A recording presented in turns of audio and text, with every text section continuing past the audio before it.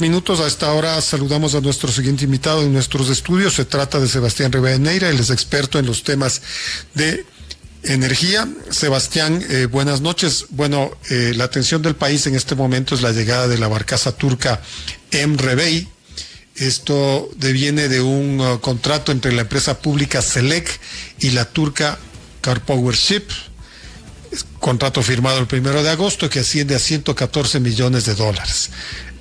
Esto ya ha generado algunos comentarios, pero esta barcaza, va a generar 100 megavatios. Y estamos viendo, por las experiencias pasadas, ¿no es cierto?, de marzo, de abril, que las necesidades del país son mayores.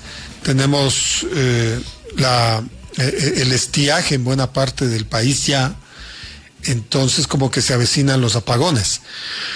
¿Qué va a suceder con esta barcaza? Bienvenido, buenas noches. Buenas noches, mi estimado Edgar, y a toda la gran audiencia de Sucesos. Un abrazo para todos ustedes. Bueno, la barcaza, como le venía diciendo en ocasiones anteriores, es una inyección de morfina para un paciente oncológico.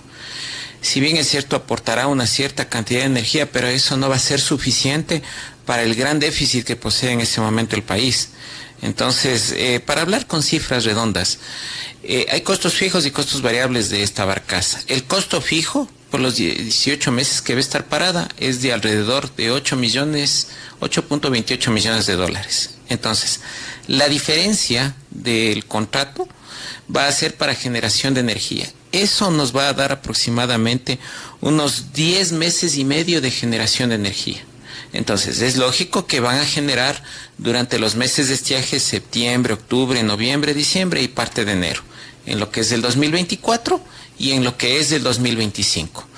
Pero, de acuerdo a lo que han anunciado las mismas autoridades del sector eléctrico, a 14 centavos del kilovatio hora. Pero la pregunta que se debe hacerse es, ¿y el combustible? Porque en el contrato que fue publicado, me parece que ayer en la noche ya, lo único que dice es que estos costos serán cubiertos por operación y mantenimiento de la barcaza. O sea, ellos no se hacen cargo del combustible. Según el viceministro, dice que inclusive hasta van a pagar el transporte de combustible fuel oil desde Esmeraldas hasta el puerto ni siquiera es puerto, en el sector de las esclusas. Claro. Pero la cuestión es, el combustible, como todo, cuesta.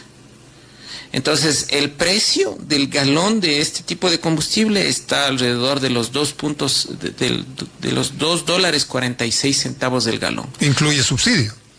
Es el costo a nivel internacional, que lo produce Petrocorp, pero este combustible, con todos los problemas que tiene la refinería, asumo que van a tener que mezclar con diésel para disminuir la viscosidad y que esas nuevas máquinas de la barcaza no se dañen. Pero nosotros estamos poniendo el combustible. Pero por supuesto, es que Petroecuador no va a regalar el combustible. Alguien tiene que pagar por ese procesamiento, pues por favor. La barcaza no debería incorporar esos Es que ya no costos. es negocio para la barcaza, porque recordemos que esto fue un buque carguero transformado en una barcaza.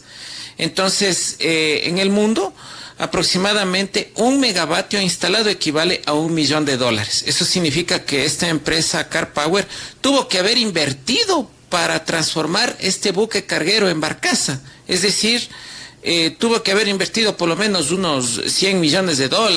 Bueno, pero es que nosotros no debemos trabajar para la barcaza ni para sus intereses.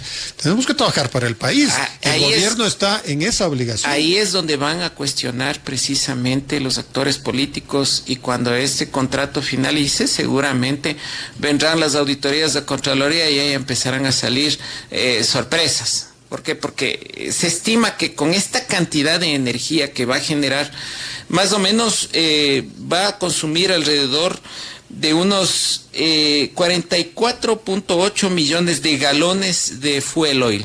Eso equivaldría más o menos a unos $110 millones. Entonces, esos $110 millones, ¿quién los paga? No es que los va a pagar la barcaza, o sea, ellos están cobrando 14 centavos, pero por la conversión de energía química a energía eléctrica. Recordemos que el combustible es una energía química, este hidrocarburo. Claro, y esto nos va a generar 100 megavatios. A principios de la semana, el ministro de Energía anunció que se habían contratado 250 megavatios para la emergencia. O sea, a más de la barcaza había otros 150 que entendemos es la instalación de algunas otras fuentes termoeléctricas. Pero de todas maneras hay un saldo, hay un déficit que no se ha cubierto. O sea, es morfina más paracetamol lo que usted está diciendo. Claro, porque estos 250 megavatios no es que van a entrar de la noche a la mañana. Ellos van a necesitar, aparte de eso, una logística e instalaciones hidrocarburíferas para almacenar el combustible que van vorazmente a consumir estos motores de combustión interna. Entonces, es una energía igual de cara.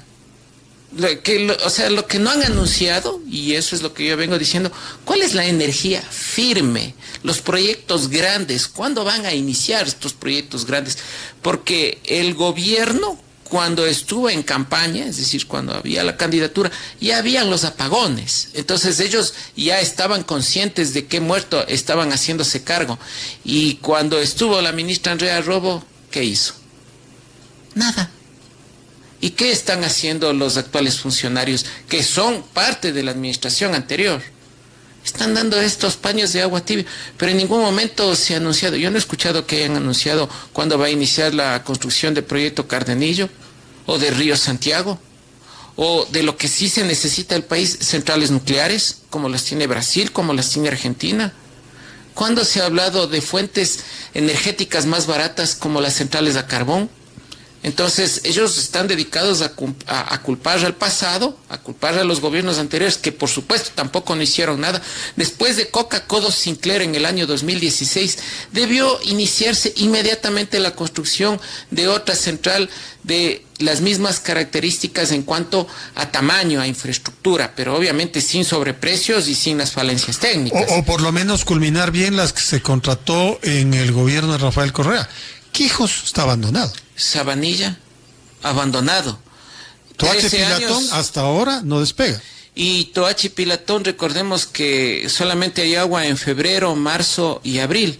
Y claro, el resto del año, ese río Toachi da pena. Entonces, lamentablemente, la falta de visión, el retraso en el plan, en este caso en el plan maestro, la falta de seguridad jurídica, la falta de técnicos probos que se dediquen a este tema nos tiene al país igual que en Venezuela. En Venezuela comenzaron los apagones hace 11 años, hasta ahora no salen de ese hueco. Tuvieron una caída de la producción petrolera, nosotros también el mismo camino.